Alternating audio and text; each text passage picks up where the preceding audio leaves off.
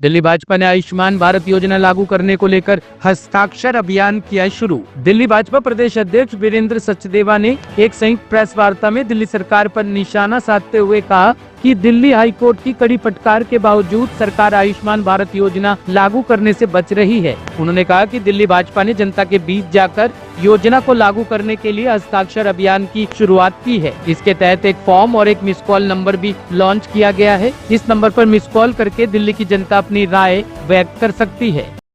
जन कल्याणी योजनाओं को लेकर, जैसे आयुष्मान जो योजना है, इसे लागू करने के लिए बात की जाए, कोर्ट से लेकर सड़क तक पे आना पड़ गया, क्या कहेंगे आप? माननीय प्रधानमंत्री श्री नरेंद्र मोदी जी द्वारा लॉन्च करी हुई आयुष्मान भारत पीएमजे विश्व की सबसे ज़्यादा जन कल्याणकारी योजना है हेल्थ के सेक्टर में, जहां पर लाभार्थी को सालाना 5 लाख रुपए का मुफ्त इलाज मिलता है।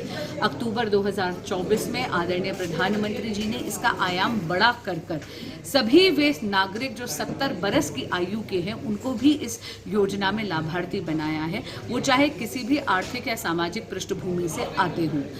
लेकिन दिल्ली में आम आदमी पार्टी की सरकार द्वेष की राजनीति करती है और इसीलिए दिल्ली की जनता को वंचित रखती है और यहाँ पर आयुष्मान भारत को लागू नहीं होने दे रही। इसी के कारण हम सातों सांसद हमने जाके दिल्ली हाईकोर्ट का दरवाज़ा खटखटाया। दिल्ली हाईकोर्ट ने बहुत ही कड़ी ऑब्जर्वेशन करी और पूछा आम आदमी पार्टी की सरकार से कि जब केंद्र सरकार आपको पैसा देने के लिए तैयार है और आप हमेशा दिल्ली की चरमराती हुई स्वास्थ्य व्यवस्थाओं के लिए पैसे की कमी को ही जिम्मेदार ठहराते हैं, तो आप आयुष्मान भारत को यहाँ लागू क्यों नहीं कर रहे? आज दिल्ली भाजपा में आदरणीय प्रदेश अध्यक्ष वीरेंद्र सचदेवा जी के सानिध्य में हमने एक सिग्नेचर कैंपेन भी लॉन्च करा है ताकि दिल्ली की जनता अपनी सहमति उसमें दर्ज करा सके। साथ ही में एक नंबर लॉन्च करा है 78-200।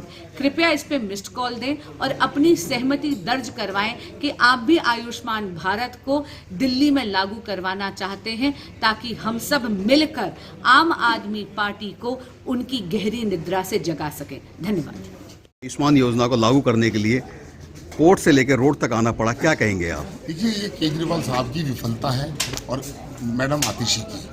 यह योजना लागू होनी चाहिए। जब देश के 33 राज्य इसको लागू कर रहे हैं तो दिल्ली सरकार के पेट में दर्द क्यों है? जबकि हमारे उस समय के हेल्थ मिनिस्टर ने इसके लिए 45 करोड़ रुपया भी दिल्ली को दिया है। ये चाहते हैं कि दिल्ली के अंदर इसी प्रकार लोग परेशान होते रहें और अपने इलाज से वंचित रहें, क्योंकि अपने आप के हेल्थ मॉडल की बात करते हैं, मोहल्ला क्लिनिक की बात करते हैं, अस्पतालों की बात करते हैं। अस्पतालों में दवाइयाँ नहीं हैं। प्राइवेट अस्पतालों के अलावा गंभीर बीमारियों का इलाज हो नहीं सकता। सारे के सारे अस्पताल इनके फेल हैं। मेरे एरिया में 4 अस्पताल हैं, 2 MS नहीं है, डॉक्टर नहीं है, डॉक्टर है तो दवा नहीं है, दवा है तो नकली है। इसलिए इस योजना को तुरंत लागू किया जाना चाहिए, जिससे लोग इसका फायदा उठाकर प्राइवेट बड़े अस्पतालों में अपना इलाज करा सकें। सर, यहाँ पर जिस तरीके से अरविंद केजरीवाल ने कहा है कि बिजली कंपनियों को अडानी को देने के लिए दबाव बनाया गया था, क्या अडानी को वाकई में ही दबाव बनाने का बिजली कंपनी को देने के लिए बोला गया था? देखिए, अरविंद केजरीवाल क्या कहते हैं मुझे मालूम नहीं है, लेकिन अरविंद केजरीवाल ने दिल्ली के पावर हाउस के ऊपर बिजली कंपनियों से मिली भगत करके बहुत बड़ा मोटा पैसा लूटा है। समय आने पर उसका खुलासा किया जाएगा।